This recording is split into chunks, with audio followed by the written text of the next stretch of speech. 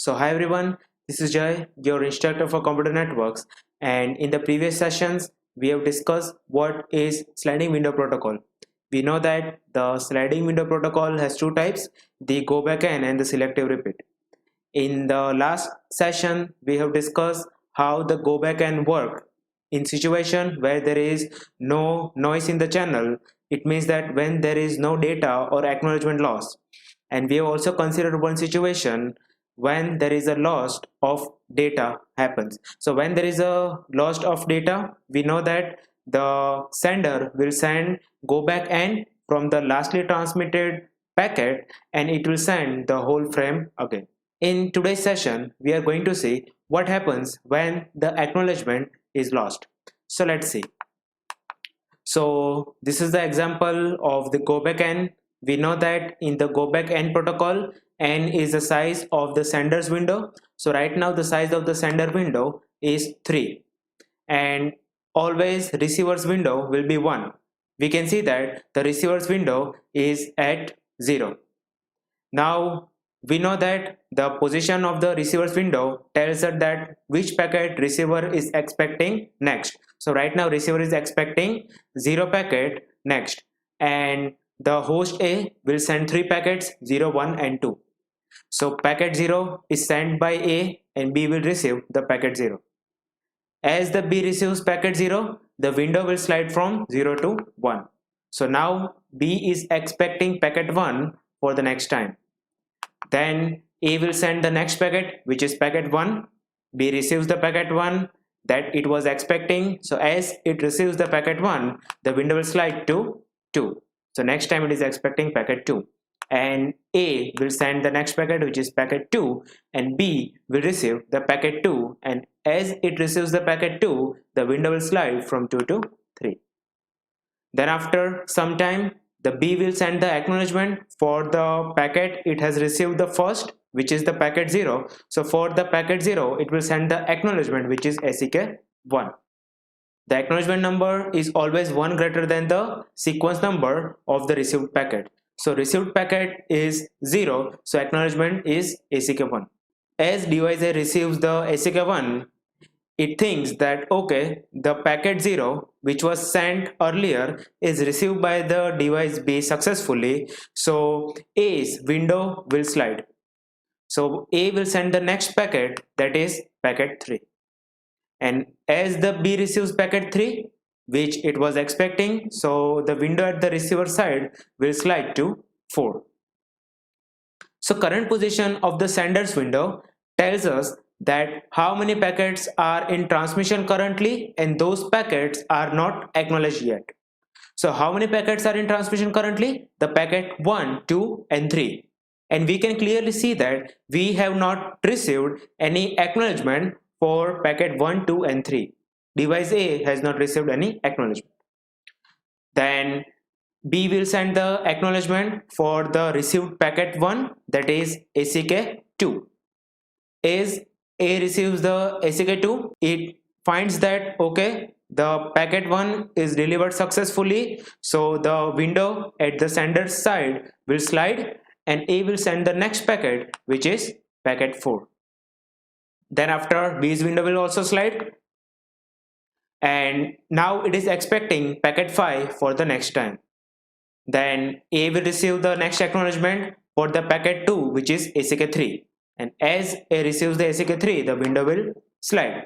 So after some time, A will send the next packet in the sequence, which is packet 5, and the packet 5 was expected by the device B. So as B receives the packet 5, window will slide to 6. So you can see that B is expecting packet 6 next time, and current position of sender's window is at 3, 4 and 5. So packet 3, 4 and 5 are in transmission currently, and for those packets A has not received any acknowledgement yet. So B will send the acknowledgement for the packet 3, which is ACK 4. And suppose ACK 4 is lost in the channel. So ACK 4 is not received by host A. So as host A doesn't get any acknowledgement 4, the window will not slide. So you can see that device A is still expecting the acknowledgement 4. So after some time, B will send the next acknowledgement for the packet 4, which is ACK5. So when host A receives ACK5, it will think that, okay, the acknowledgement 5 is received, but still device A is expecting the acknowledgement 4, which is the acknowledgement for the packet 3. Because the acknowledgement for the packet 3 is not received, so window at the sender side will not slide and it will remain at the same position. And after some time, the acknowledgement 6 will be sent by B, and again still it is not the ACK4, so window will stay there. So you can clearly understand that the sender's window will stuck here and it will not move until the acknowledgement 4 is received. We know that this is the ARQ. It means that after sending every packet, there is a timer. So the A will wait for the ACK4 for the fixed amount of time. And if it doesn't receive any acknowledgement for the packet 3, it will send all the packets again. And we know that it is the go back n protocol. A will go back n step for the lastly transmitted packet and it will send whole frame again. This is go back 3. It means that A will go back 3 steps from the lastly transmitted packet and it will send the whole frame again. So which packet was sent lastly? The packet 5. So A will move 3 steps back. It means 5, 4 and 3. And from 3 it will send all the packets again. So A will send the packet 3 again. B will receive the packet 3, but it is expecting the packet 6. So when B receives the packet 3, it will think that, okay, this packet is already received by me and I am receiving this packet again. B will also think that I am receiving this packet again because there might be a possibility that the sender has not received acknowledgement. So B will simply discard this packet because it has already received this packet, but B will send the acknowledgement for this packet, that is ACK4. Then A will send the next packet, which is packet 4. Again B is expecting packet 6 and it is getting packet 4, and because this packet is already received by itself, so it will discard that packet and it will send the acknowledgement. And again the next packet will be sent by A, and that is packet 5, and B will send the acknowledgement, that is ACK6. So this happens when the acknowledgement is lost in the go back n. So these are the takeaways for the go back n. These points should be remembered by you. So in the go back n, the sender's window size is n and the receiver's window size is always 1, right? So n can be any number, sender's window size can be 5, 7, 9, any n number, totally dependent on the size and the capacity of the sender, but the receiver's window will always be 1. In the go back n, it does not accept corrupted frame and it discards them. So when B receives any corrupted frame, it will simply discard them. So how A got to know that its frame is received corruptly? So A will not get any acknowledgement for that particular frame, so A will send the whole frame again. The go back n does not accept out of order frame and it silently discards them.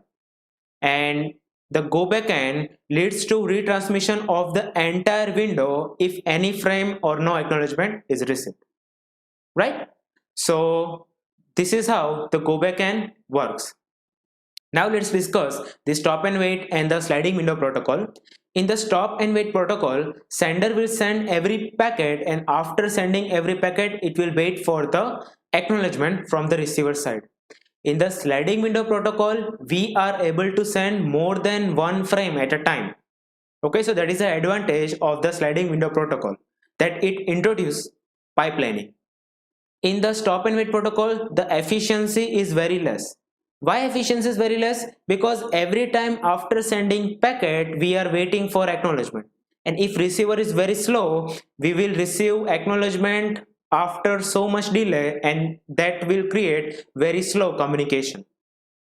But the efficiency of the sliding window is better because we are sending multiple packets at a time. The sender's window size in the stop and wait is 1 because we are sending one packet at a time. But the sender's window size of sliding window protocol is n. We can send n packets at a time. Receiver's window size of stop and wait is 1, and in the sliding window the receiver's window can be 1 or n depending on what type of sliding window protocol it is. So for the go back n, the receiver's window is 1, and for the selective repeat it is n. In stop and wait protocol, sorting is not necessary because we are sending packets one by one, but in the sliding window the sorting may be or may not be necessary. So in the go back n, sorting is not necessary because receiver's window is 1, but in the selective repeat we will see that the sorting is necessary. And the stop and wait is the half duplex, so at a time sender can send packet and at a time sender can receive a packet. But the sliding window protocol is full duplex, so we can send and receive packet at the same time. So this is it for the today's session, and in the next lecture we will discuss the second type of the sliding window protocol, that is selective repeat. And thank you so much.